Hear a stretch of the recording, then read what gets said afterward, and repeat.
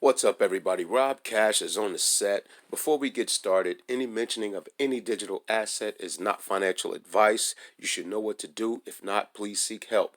Let's get on with it. This is going to be a short video. I just happened to do this on the fly. Sorry, I've been away for a while, guys. Just got a lot of things going on personally. No bad things. Family's fine, good, and I hope yours are good as well, especially during these trying times. But I just wanted to share a thought with you guys. And I just want to talk about why, it's great to be in crypto. And for those that are not into crypto, and if you run across this video, I just want to give you some food for thought. Now, I'm just going to start in the middle of this article, and I'm going to put it in the link so you can check out the article in its entirety if you're interested. So I'm just going to start from here where it says, from FDR to George W. Bush. Presidents in the past have shut down stock trading. Now, for those, who have had their head buried in the sand, we're dealing with a global possible pandemic, and right now the markets are reacting to said pandemic. So, just to give you an idea of why this article is important to me, and in the event you are closed off from certain financial activities, crypto, I think personally is a great parachute to have. Gold and silver as well. Do not walk away from diversifying your assets. But I'm going to start reading the article right here where it says, key officials and unnamed sources told the Washington Examiner that the Trump administration is seriously considering to shut down the stock market at the same time it grounds the U.S. passenger fleet and Trump orders a nationwide shelter in place, the report notes. Places like California have already enacted shelter in place orders throughout the entire state. It's not the first time an American president has shut Wall Street down either, as Wall Street was closed for a whole week right after 9/11 attacks. Okay, which we all lived through that. Now let's scroll down further here. Now, this is going to go into the past details under the tyrant FDR. In 1933, Franklin Delano Roosevelt also stopped Wall Street with the Emergency Banking Act, which shut down the banking system, Wall Street trading, and the Federal Reserve's operations. FDR initiated the Glass-Steagall Act too and broadened the powers of the acting president more than any of his predecessors.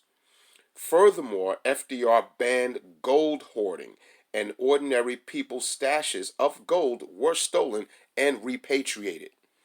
All the legislation FDR created under the New Deal made it so government examiners could investigate bank reserves, and as soon as a bank was deemed financially secure, it could reopen. Now, I'm familiar with that part of history so far as the confiscation of regular citizens' gold. Now, they said they repatriated, but let's call it what it really is. It was thievery. They stole the wealth from the people and gave it to the government and the most powerful institutions of that time. Now, the thing about cryptocurrency is that they cannot do that. Even if they tried to do that with the pen, they physically cannot extract your wealth from you. Because, as far as I'm concerned, is I lost my private keys. I don't have it. You can't take it. Okay, and the world is watching. I don't think that there's at least this sitting president would do anything that tyrannical. I honestly believe that, but I'm always going to leave on the table that anything can happen as well. Now, down here it says Bitcoin network commands 99.9% uptime since 2009.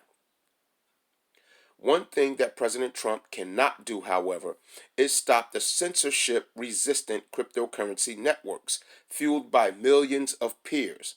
Unlike Wall Street trades, no one can stop people from transacting on the BTC network, which has been operational for 99.9% of the time since its inception on January 3rd, 2009. Trump can't create a Bitcoin holiday and make it so people will stop trading Bitcoins and other digital assets. Moreover, there are 5,000 plus cryptocurrency protocols in the wild today. They probably meant world, but they probably meant wild as well. That will simply continue operating no matter how hard the president or any bureaucrats try to stop them. For instance, right now people can start using Bitcoin Cash in a permissionless manner that's free from bank charges, delays, and fraud. I'm going to start this article there. Seems like they're shilling Bitcoin Cash a little bit, and hey, I'm not hating on it, but let's be real. Um, Government can't do that, I guess, with the pen.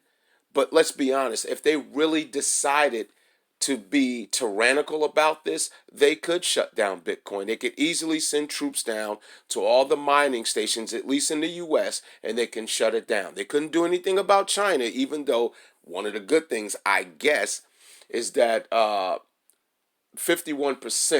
of Bitcoin's mining activity is in China and Ethereum as well.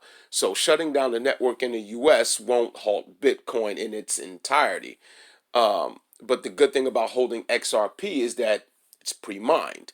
And you can get into the whole debate about, proof of work versus, you know, um, pre-mined and all this other crap. But let's just get straight to the brass tacks of protecting your wealth. Right now, I don't see this sitting president, as I said earlier, is doing something that tyrannical. However, if something like that was to come into place, holding digital assets will protect you, especially assets like XRP that are pre-mined and do not, you know, depend on proof of work, to I guess keep the system going. You know, what they would do about nodes, I don't know, but as of now, we are protected because physically they can't come and grab it. So if they were to physically take your gold and silver, if you're holding any, you're still protecting yourself with virtual currency, digital assets. And again, assets like XRP do not have to depend on a mining network. And not only that, all the attributes it has is superior to currencies as Bitcoin Cash and Bitcoin itself. It's just a fact so far of its utility. This is not a play or a disrespect to Bitcoin because I hold Bitcoin as well. So, we're going to throw that argument out the window. This is just about facts here. And for people that are not into cryptocurrency, you want to get yourself into digital assets and cryptocurrencies.